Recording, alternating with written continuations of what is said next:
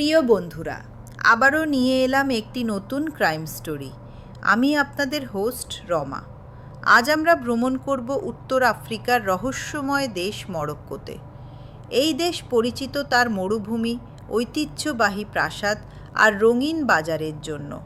কিন্তু শুধু সৌন্দর্যের মাঝেই নয়, এখানে লুকিয়ে আছে এমন এক অপরাধ কাহিনী যা বছরের পর বছর মানুষকে প্রশ্নের মুখে দাঁড় করিয়েছে। 1990-এর দশকে মরক্কোর ঐতিহাসিক শহর মারাকেশে ঘটেছিল এক বিস্ময়কর ঘটনা। শহরটি তখন ছিল পর্যটকদের স্বর্গ। গলির মোড়ে সুগন্ধি মশলার গন্ধ, ঝলমলে হস্তশিল্প আর বেলি ড্যান্সের সুরে ভরা। এই শহরের মধ্যেই ছিল এক প্রাচীন পরিবার যারা শত শত বছর ধরে এক অমূল্য ধন রক্ষা করছিল। পরিবারের কাছে ছিল একটি বিশেষ গয়না, যাকে সবাই ডাকত আইজ অফ মারাকেশ। হীরক খচিত এই গয়নাটি শুধু মূল্যবানই নয়, মরক্কোর ইতিহাস ও সংস্কৃতির প্রতীক হিসেবেও গণ্য হতো। একদিন রাতের আধারে ঘটে যায় ভয়ঙ্কর ঘটনা। পরিবারের নিজস্ব ভল্ট থেকে হঠাৎই অদৃশ্য হয়ে যায় আইজ অফ মারাকেশ। আশ্চর্যের বিষয় হলো, ভল্টের দরজায় কোনো জোরপূর্বক প্রবেশের চিহ্ন ছিল না, যেন চোর ভেতরের সব গোপন তথ্য জানত। তদন্ত শুরু হলে দেখা যায় বাইরে থেকে কেউ ঢুকেছে এমন প্রমাণ নেই। সন্দেহ দ্রুত ঘুরে দাঁড়ায় পরিবারের সদস্যদের দিকে। পুলিশ আলাদা করে প্রত্যেককে জিজ্ঞাসাবাদ করে, কিন্তু কোনো সঠিক প্রমাণ পাওয়া যায়নি। পরিবারের ভেতরে অবিশ্বাস ছড়িয়ে পড়ে। সবাই একে অপরকে সন্দেহ করতে শুরু করে।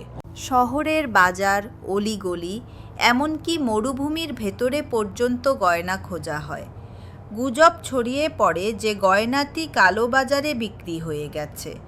কেউ বলে ইউরোপের কোনো ধনী সংগ্রাহকের কাছে পৌঁছে গেছে। আবার কেউ বলে পরিবারের ভেতরকার কোনো সদস্য বিদেশে পাচার করেছে।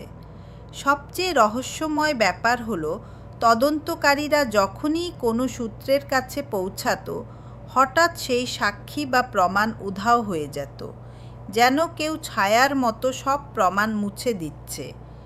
এই অদ্ভুত ঘটনায় কেসটি আরও জটিল হয়ে ওঠে। আজও কেউ জানে না আইজ অফ মারাকেশ কোথায়। এটি কি মরুভূমির বালির নিচে লুকিয়ে আছে, নাকি সত্যিই কোনো গোপন ক্রেতার কাছে পৌঁছে গেছে? ইতিহাসবিদেরা বলেন, এ কাহিনী শুধু এক অমূল্য ধনের হারানো গল্প নয়, বরং বিশ্বাসঘাতকতা, ক্ষমতা আর রহস্যের এক অনন্ত ধাঁধা।